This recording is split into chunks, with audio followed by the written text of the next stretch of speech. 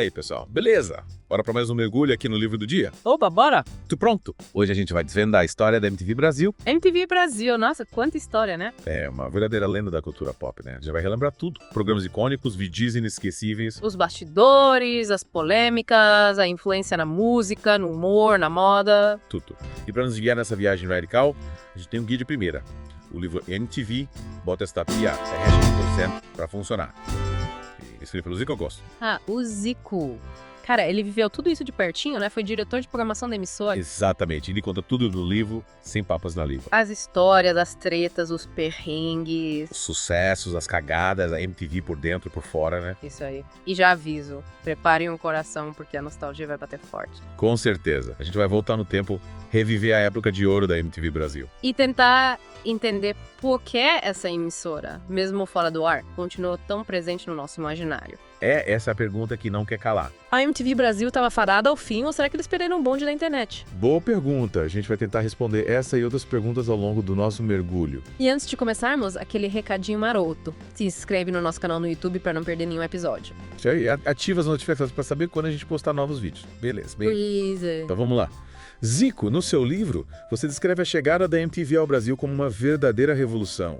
Como era a TV brasileira antes da MTV? Cara, a TV brasileira era bem diferente. Era uma TV mais tradicional, mais formal, sabe? Mais careta. É, tipo isso. A programação era avançada para um público mais amplo, mais familiar, sabe? Novelas, programas de auditório, jornais. Entendi. E aí chegou a MTV quebrando todos os padrões. Exatamente. A MTV chegou com uma proposta totalmente diferente. Uma linguagem jovem, ousada e irreverente. Uma programação 100% voltada para música e para cultura pop. E essa mudança radical, essa quebra de paradigma, como foi recebida pelo público? No começo teve um pouco de estranhamento, claro. Era algo muito novo, muito diferente do que o público estava acostumado. Imagina. A galera devia ter ficado meio perdida, né? É, tipo isso. Mas a MTV, com sua ousadia, com sua energia, com sua linguagem irreverente, foi conquistando o público aos poucos. Principalmente o público jovem, né? Com certeza. Os jovens se identificaram com a MTV, se viram representados naquela programação. E essa ousadia, essa irreverência se refletia em tudo na MTV, né? Em tudo. Na escolha dos VJs, na programação, nos clipes, nas vinhetas. Falando em VJs, a gente não pode deixar de mencionar alguns nomes que se tornaram verdadeiros ícones da MTV, né? Verdade. Astrid Fontanet, Thunderbird, Kazé Peçanha, Marina Persson. Nossa, que saudade. Cada um com seu estilo, sua marca registrada. Eram a cara da MTV, eram eles que conectavam a emissora com o público. E naquela época os VJs eram verdadeiras celebridades, né? Agitavam moda, lançavam gírias. A galera queria ser igual a eles, se vestir como eles, falar como eles. Era uma influência enorme. A MTV era um termômetro da cultura jovem da época. E além dos VJs, a MTV também inovou na forma de apresentar os videoclipes, né? Total. As vinhetas, os efeitos visuais, a edição, tudo era muito criativo, muito diferente do que se via na TV da época. Parecia que os clipes ganhavam vida na MTV, né? Exato. Era uma experiência visual única. A MTV trouxe uma linguagem visual inovadora para a TV brasileira. E essa linguagem visual da MTV, será que influenciou outros programas de TV, outros clipes? Com certeza. A MTV foi uma escola para muitos profissionais do audiovisual. A ousadia, a criatividade, a estética da MTV, tudo isso inspirou outras produções. E falando em música, a gente não pode esquecer o papel fundamental da MTV na divulgação da música brasileira, né? Verdade. A MTV foi uma vitrine, especialmente para o rock nacional que estava bombando nos anos 90. Bandas como Raimundos, Charlie Brown Jr., Skank, Patofu. Todas elas ganharam projeção nacional graças à MTV. A MTV dava espaço para bandas novas, para estilos musicais diferentes e ajudou a consolidar a carreira de muitos artistas. E a MTV não se limitava a exibir videoclipes, né? Tinha programas como o Acústica MTV e o Disque MTV que também davam muito espaço para a música brasileira. Ah, esses programas eram demais. O Acústica MTV, por exemplo, trazia grandes nomes da música brasileira para apresentações intimistas em versões acústicas. Eram shows memoráveis. E o Disque MTV era a voz do povo, a galera ligava para pedir seus clipes favoritos e a MTV botava no ar. Era interação pura. E o Zico conta no livro que o Disque MTV gerava muita polêmica, né? Tinha gente que acusava a MTV de manipular as paradas, de favorecer certos artistas. A galera era apaixonada pelos seus ídolos, né? Yes. Queriam ver seus artistas favoritos no topo das paradas. E a MTV, no meio disso tudo, tentando manter a imparcialidade. Não devia ser fácil.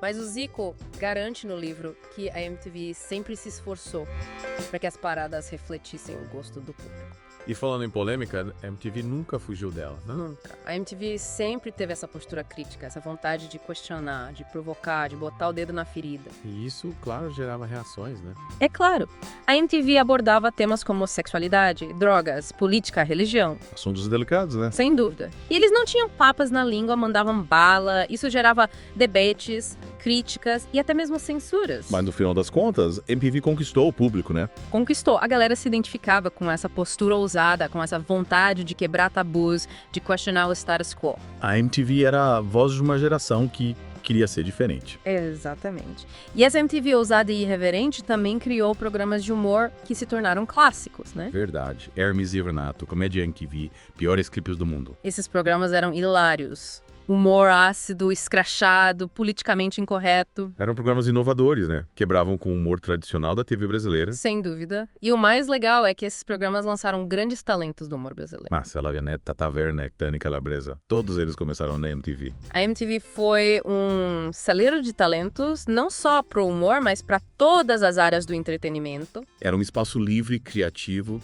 onde os jovens podiam experimentar, usar, mostrar seu talento. E essa liberdade criativa da MTV também se refletia na forma como eles lidavam com os erros, né? Eles não tinham medo de errar, de experimentar, de se reinventar. Eles tinham essa cultura de errar rápido e aprender com os erros, sabe? E essa postura era fundamental para que a MTV se mantivesse sempre inovadora. Mas essa MTV inovadora, que ditava tendências, que influenciava a cultura, que lançava talentos, também enfrentou desafios, né? Com certeza. A chegada da internet, por exemplo, mudou tudo. Mudou o mundo, né? Mudou o mundo, mudou a forma como a gente consome informação, como a gente se diverte. E a MTV, que era a referência para a galera jovem, de repente se viu diante de um novo competidor, a internet. Um competidor poderoso que oferecia tudo de graça a qualquer hora, em qualquer lugar. E aí como a MTV reagiu a essa mudança? Eles tentaram se adaptar, criaram sites, perfis em redes sociais, programas de TV interativos. Mas no final das contas, não foi suficiente, né? Infelizmente não.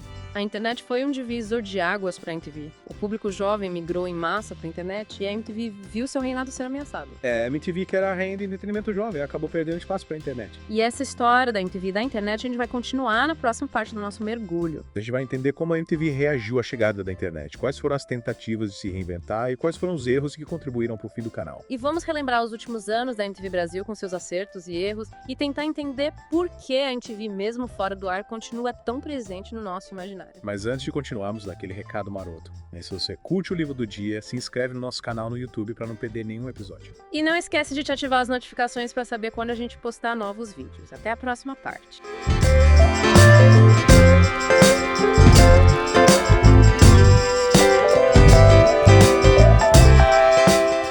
E aí, pessoal? De volta para nossa viagem pela história da MTV Brasil. Na primeira parte, a gente viu como a MTV sacudiu a TV brasileira, né? Quebrando padrões, ditando moda, lançando talentos. Uma verdadeira revolução.